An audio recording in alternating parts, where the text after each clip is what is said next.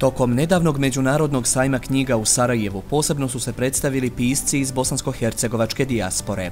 Šefko Kadrić je bosansko-hercegovački pisac sa adresom u Švedskoj. Napisao je 10 romana, pripovjetki i priča, objavljenih na više jezika.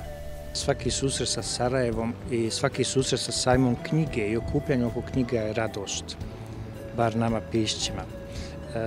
Ove godine nas je došlo negdje oko 20-ak, ti ćeš imati priliku sa jednim dijelom njih i da razgovaraš.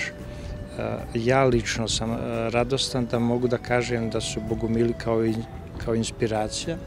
Ovog puta u situaciji da dobiju krila i na danskom jeziku, zahvaljujući Dini, kog ćeš ti sresti malo iza mene.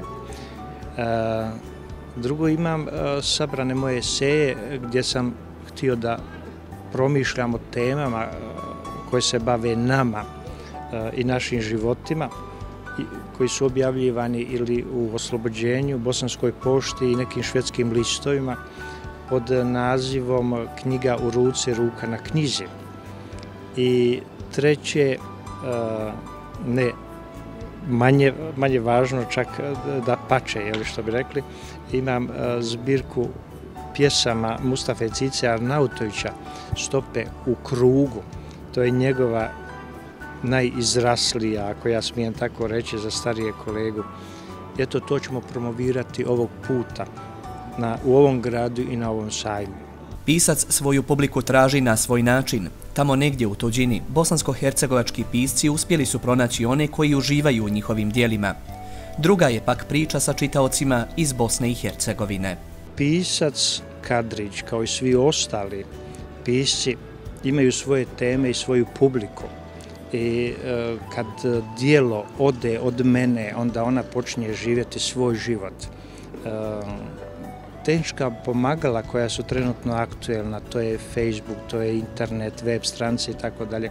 Jedan podatak da je moj blog od februara do danas posjetilo 10.000 ljudi, govori sam za sebe i radost je piscu kad dođe u kontakt sa ljudima na koje želi prenijeti svoje emocije, svoje iskustva, svoje znanja i saznanja. To je radost i meni. Ja sam vrlo zadovoljan. Međutim, ne treba ovdje ponavljati.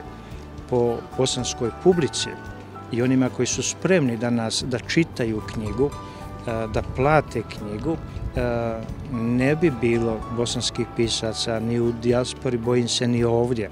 Nažalost, tu imamo neki sociološki problem koji sam ja pokušao da naznačim u ovoj knjizi, Knjiga u ruci, ruka na knjizi. Bosanski problem, da ga ponovo decidno naglasim, nisu naši susjedi, niti ne znam ti ko u ovom svijetu. Bosanski problem je bio i ostao knjiga. Mi smo se davno sa knjigom zavadili kao simbolom mudrosti. Želimo li da osmišljavamo svoje živote, da ih dostojanstvenije odživimo, morat ćemo se napokon knjizi vratiti, kao što kaže Hamza Orlović u mom romanu Luter i Orlović. Između Boga i čovjeka nalazi se knjiga. U ime toga oni koji do sebe i do Boga drže, a trebalo bi da držimo svi na svoj način, ne bi smjeli da sebi dozvolimo 3 grijeha. Prvi mi je da ne znamo čitati, drugi je da ne čitamo i treći, ništa manji, jeste da čitamo, a da ne razumijemo. Pozivam vas da se knjizi vratimo. Gospodine Kadriću, Bosna i Hercegovina je vaš zavičaj i kao takav je vaša vječna inspiracija. Jesam li u pravu? Ona je dio mene. Nas zavičaj oljuđuju, nas zavičaj determinišu, mene i svi ostale, pa i tebe.